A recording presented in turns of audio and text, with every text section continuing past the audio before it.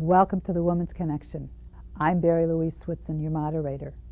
The Women's Connection is a program about events shaping women's lives and helping one gain authentic power on a personal or professional level. So won't you stay tuned? Welcome. It's time-consuming. It's the hottest buzzword in town. But the question is, how do we take advantage of it and help our business grow with it? What I'm talking about is social media. And with me is Sherrie Madia. Welcome, Sherrie. Thanks so much for having me. It's a pleasure to be here. My pleasure.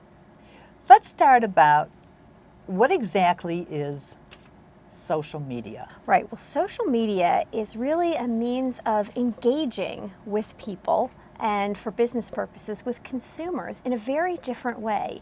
It's about content sharing, it's about time-shifted media. Ultimately, it's about giving consumers a say in shaping your brand, and that's a very different business model than what we've seen before. All right, well, let's jump ahead and say, how would I shape my brand? I've got two, so how would I go about even thinking about shaping it? Right. Companies tend to approach social media in three different ways. They embrace it, they ignore it, or they're immobilized by it. That is, they know they need to do something, but they're not quite sure where to begin. So the first place to start is by listening, finding out where is my audience, where's the target group? Do I need to create my own network? Or is there a network that already exists that I can tap into my consumers that way? So it's a fabulous mechanism for creating research and iterative engagement with consumers and a new pipeline of consumers as well. Let's just say LinkedIn or Facebook. I don't know which is the better one. I hear LinkedIn is better for business and Facebook is better for socializing. And then there's Twitter, whatever you want to say about it. Where do you start?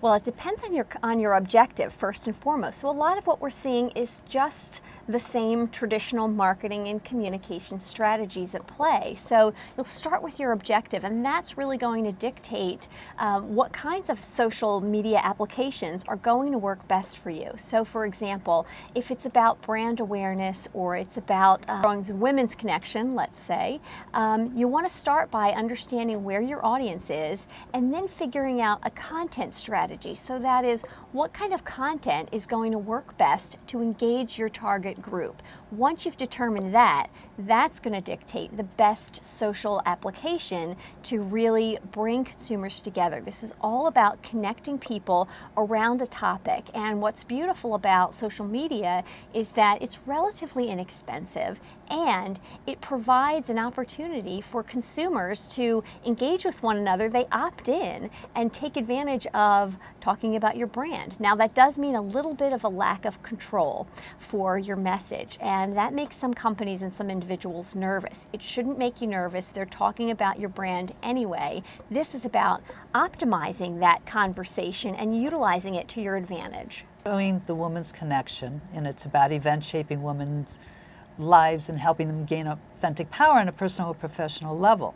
So as an example, what would I do to enhance it? I mean, do I start a page? Where do I begin? Sure, you can start in a number of different ways. The first, if you're trying to create a brand presence, the first place that we would recommend that anybody start is with a LinkedIn profile. It's an easy way to establish almost immediately a network of colleagues and professionals. You want to start by signing on, and it's free, and filling out a profile completely. That's important because we look for what's the commitment level. So once you've filled out that your profile, you'll then want to start inviting people into your network. So classmates, former employers, anybody that you can think of in your professional set. Invite them in, use the search function to find them and invite them in. And then there's a really wonderful feature in LinkedIn, which is an I would recommend. Now this feature enables you to ask former employers or clients for what serves as an online letter of reference. And this is an immediate way to get third-party credibility that says you're a subject matter expert, you're authentic, and you've got credibility. It's all about credibility. And so LinkedIn is one great place to start in shaping your presence. It's overwhelming. While it's free, there's a big time commitment. It's like, how much time do you devote to something like this? Yeah, the importance with any kind of online engagement is that it shouldn't become the only thing you do. And it doesn't have to be a total resource drain. It's about understanding your objectives and then really tuning into where do you need to be. Now it might take 30 minutes a day, it might take 15 minutes a day. The goal is not quantity, so you don't need to be everywhere and constantly pushing out content.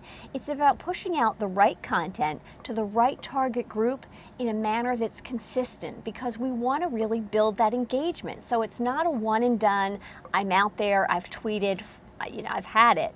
It's about ongoing engagement. And so once you create your Facebook page or you've created your Twitter account, it's about feeding the beast, as it were, with content and doing it in a manner that's consistent and routine. And it's about establishing an editorial calendar. But it doesn't have to take up the entirety of your day. In fact, it shouldn't. It should be really set like anything else, 15 minutes a day, 30 minutes a day, and you'll be good to go.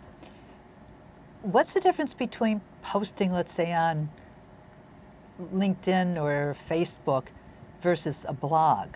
Everything that we do is about establishing ourselves as an expert in our fields. And so that might mean, depending on where your audience is, it might mean a blog post. It might mean asking if you can be a blog contributor.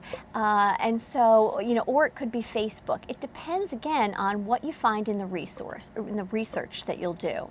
So first and foremost, if you know that the majority of the people that you're trying to target are on Facebook, then you'll want to create a page and you'll want to devote additional resources to that page. And by additional resources, it could be anything from video to podcasts, giving people an opportunity to interact with the brand. And that's what it's all about, is giving consumers a voice and a say in your brand. Well, let's go back a second here. So I put my shows on the internet. Mm-hmm. I link them on LinkedIn, and I also link them on Facebook, because I know on one of the sites, if you put your email address, it automatically sends out a tweet that you've posted all these shows. Right. Is this the right thing to do? Absolutely. It's all about connecting the dots. So if someone decides that they're going to start a social media strategy and only focus on Twitter, they're going to find themselves tweeting alone, because it's about connecting, not just establishing a presence in one network, but establishing the connections from network to network. So you're posting on Facebook, you're tweeting it out, but understanding that there's a different engagement strategy for each social media application. So when I hear people say things like, just let an intern do it, let a young person do it, they know. There's a very significant difference between being a user of social media and being a strategist of social media. And what we need to focus on as business owners, sole proprietors or members of large corporations, it's about the ongoing strategic use of social media applications, with the ultimate result of driving business. I should be writing information about my real estate business. And how do I combine the two? I think that's where my whole problem is, because we've got the Women's Connection and then I have a real estate business. How can I combine the two, or should I combine the two? Yeah, that's a great strategic question, because it's about asking the question, are there synergies here? Are there things that one network can assist in building the other network? or do you need to keep them separate? And that's a strategic decision. Generally what we find, and we continue to hear this, is that people are struggling over not just different businesses, but also my personal brand or my personal Facebook use versus what's happening professionally. And we haven't landed yet. When you think of the history of the world of social media, it's only 6 years old. So we've been very iterative and lots of rapid developments in that space, but it's still very new. And so we haven't yet determined, well, what's the appropriate balance? So the best thing to do as we're learning and as we're evolving in this space is to start small and be smart. There's so much to put on. I know one of the things that they ask you is when were you born? And I don't know if that was to make sure that you're of legal age or what, but I know I never put my real birth date down because I'm thinking of privacy and piracy. What other things should people be aware of not to do? Mm-hmm. Well, a few things. So first of all, we have to keep in mind that all of these applications started out for social purposes. They started out to connect friends to friends and friends to family. And we've come in to say, there's some marketing applications there, and there's some great public relations and communications that we could do here. So it's important to understand the context. But then users need to be smart. And we need to realize, for example, with job search, 75% of recruiters in the U.S. today are required to research job applicants online. And so we need to be cautious about what are we posting on our Facebook page. And there's a funny thing that happens where people really do live under the false assumption that what they're posting in Facebook is private. They're mom and dad, there's an aunt and uncle and a couple of friends, and they think it's private. It's really a semi-private space at best. And when I hear a lot from people, and we're concerned about privacy. Most of the things that you'll find on the LinkedIn page or otherwise, it's public information anyway. And what we're seeing is that the opportunity does far outweigh the risks, but you want to be cautious about posting any kind of content that you aren't sure of, that you think might come back around in a not so positive way, because it's a very sticky space. And once a photo is out there, once a video is out there, or a negative comment, it tends to stick, and it's really tricky to pull that back down. The best thing to do when you can't take down that content is to isolate it, address it, and simply move on. Are women taking more advantage of the social media than men, or are the corporations so involved? Where's the main content coming from? In terms of gender, we see almost a 50-50 split, men and women. But for women, it's such a powerful tool. If we look at one woman in particular, Yani Sanchez, a blogger in Cuba, she started blogging a year ago, and she made it to the top 100 most influential people in the world. Why? Because she created a voice, and she spoke for a nation, and it was powerful and emotional, and she told a story that resonated with the world and really enlightened us about what's happening in that area. And so for women, it's a particularly empowering tool. We need connectivity more than ever. We need networking more than ever with one another, and we're busy. So social media gives us an opportunity to network with people who have like interests or like situations in very intimate ways and in very effective ways. And so we don't have to always, go out to the happy hour or the networking. We're busy and we don't have that kind of time. But we can be very strategic with LinkedIn and join the right groups and make those connections. And we see time and again how powerful it can be. And it gives women a voice. And so more than ever before, if you have an interest group, if you have a cause, if you have something important to share, you have an immediate channel of distribution. So it's fabulous and rich with opportunity. There's so many different groups. How many groups should you belong to? How do you keep current with all the groups? Right. It can be unmanageable if you don't stop to consider, well, what's my purpose and what's my objective for being in each group? And once you've determined that, what we do know is that most people really focus on just one social network as their primary social network, and that's important to consider. But then there are some handy tools that will enable you to post content once and have it pour out to a number of different sites. So applications such as Tumblr, TubeMogul, Ping FM, this might sound like a foreign language to some, but these are really handy time savers so that you can post content once and have it filter out into all the right channels. It is so time consuming, and yet you've got to do your business and everything else. So I'm glad to hear that there's some. I've heard about Prospectus also. Is that a good one too? Yeah, on what's your primary objective. If it's mostly video, then you want to use an application that gears itself toward that. If it's podcasting, then you'd want to choose accordingly. But ultimately, what we need to keep in mind is that all of these activities that we're doing in the online space are about offline effects.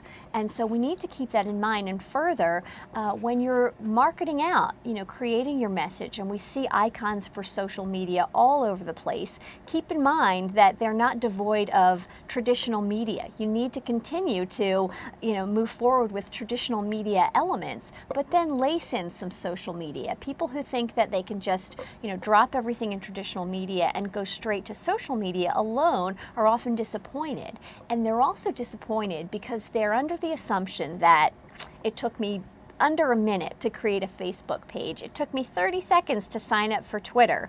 And they expect that the results are going to match in terms of time. It's like anything else. It takes time, it takes commitment in order to really see an effect. You've written 2 books, The Social Media Survival Guide and The Online Job Search Survival Guide. Survival is the word here. Let's start with online job search. What is the key element here?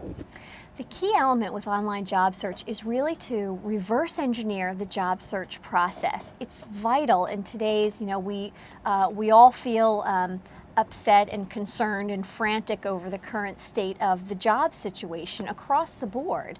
But with online tools, with social networking, it really enables job seekers to turn the search around. So whereas before they might have been sending resumes en masse or cold calling and showing up at job fairs, and they should still do a little bit of all of those things, now with online tools, we can reverse engineer the process so that we're seeding content in all of the right places so that recruiters can spot us. So it really is, it's ripe with opportunity. So while, it's a stressful time if you're looking for a job, what social media enables job seekers to do is to really take control back of the process, which is important because we know it's a mental game and it's easy to feel disgusted. I haven't gotten any calls back. I haven't gotten any leads. This really enables you to position yourself as a subject matter expert. So start commenting on blogs, start offering advice, answering questions, positioning yourself and really shaping an image. And then the next important tool with online job search is Twitter, of all things. So people are still saying to themselves, there's no value in Twitter. I don't understand. I'll give you a couple of reasons why you should take another look at Twitter. If you do search.twitter.com, you'll enter a keyword for a job that you are interested in. Let's say it's IT. Let's say it's IT jobs in Boston. Twitter has a fabulous ability to really to showcase geographically and industry-wise. You will find a Twitter handle for your industry. I guarantee it. Restaurant jobs in New York. You'll find it. And who's doing the tweeting behind these Twitter handles? It's recruiters. Imagine. So these are the people behind the curtain, behind the wall that we couldn't access before, and now we can access them. We can start to follow and really get a sense of what they're looking for. We can begin to engage by offering a comment, and before long, we might be able to initiate a one-on-one conversation, which would lead to sending a resume and getting an interview. It's a fabulous, fabulous tool for anyone who's seeking a job. How can you use all this to start a business, and where do you see the next, not the next wave of businesses for women? Yeah, what it does is it really, social media in many respects is the great neutralizer. So it takes people who don't have a lot of resources and aligns them with large corporations who do, and says it's a level playing field. And you can engage just as a large corporation that's established with a marketing budget and so forth, you can engage in exactly the same way. And if you're savvy and if you're creative about it, you can find those engagement points. And I'll give you a great example. So I work at the University of Pennsylvania, and there's a new business that just started. It's a husband and wife, and it's a cupcake shop. It's a mobile cupcake shop. And they use two things to market their business. They use a web page, one page, and they use Twitter. So they tweet out their locations as to where the truck is going to be. And the students around our university flock to the truck. So it's a brilliant way to utilize something as simple as tweeting. And again, the tweet arrives in someone's mobile device. It's a really handy way to get the message out. What did they spend? Nothing at all. So it's a matter of really understanding what those tools can do, and then putting them to work. It's a lot of trial and error too. So you want to be iterative, and social media enables us to do that. So we don't have to lock into a $200,000 media campaign, and we're stuck with this stuff, and we know it doesn't work. We can change on a dime. We can be nimble in the marketplace with social media because we're not locked into content that's not working or communication channels that aren't targeting the right people at the right time. So there's fabulous opportunity across the board. When I tweet or post or whatever, I usually have, today is chocolate cream-filled donut day. I mean, it makes people laugh. Is this something I should continue doing, telling them the different types of days and adding something about real estate or the women's connection in between? Yes. And how often do you post? Mm-hmm. Yeah, that's a great question. It's about getting the right content mix, and this is something that people spend a lot of time thinking about, and they should. So the general rule is about 8 interesting things to 2 of your business objectives. And so the chocolate donut is a great case in point of what we should be doing is engaging and creating personality. What social media enables us to do is to develop a personality for a brand, or to humanize ourselves, or to humanize our companies. It's particularly effective for companies such as cell phone companies, right? Cell phone companies, we think it's the 800, it's the toll-free number, and I'm in a queue, and they're not very helpful. They have a bad reputation. Social media enables them to humanize themselves in different ways. So we're seeing a lot of Twitter use for customer service, where it's not just a ubiquitous institutional tweet coming out to answer your question,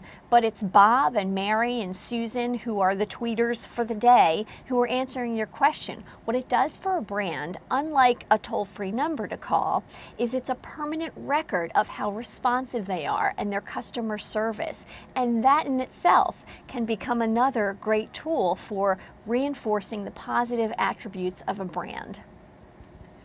That just triggered a question about how long do they keep our postings, and how long should we be concerned about it? Once something's in that space, consider it to be in that space. And so we'll see, for example, some larger corporations who have started out in social media in the early days, so early adopters, and they have tried some things in social media that didn't work so well. And what we continue to find in Google searches is that those old stories surface again and again. 2 years later, 5 years later, they tend not to go away.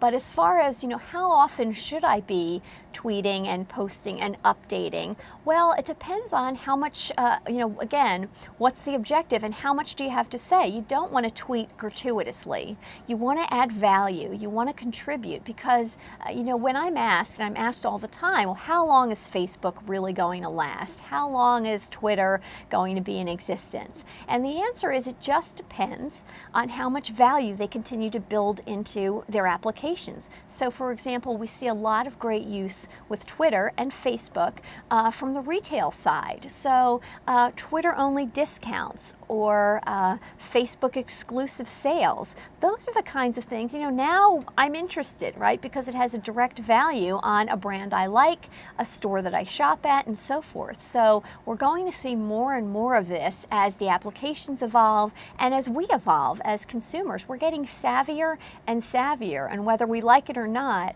the social media applications are here to stay. They'll continue to evolve, but they're here to stay. So it's important for everyone to at least dip a toe in the water and see what it's like in the space. And you may be surprised, if you don't find value in Twitter. Well, Major League Baseball is there, and news streams are there. Local weather is there. If you're taking a flight on Southwest Airlines, updates to the flights are there. Lots and lots of value if you follow those brands.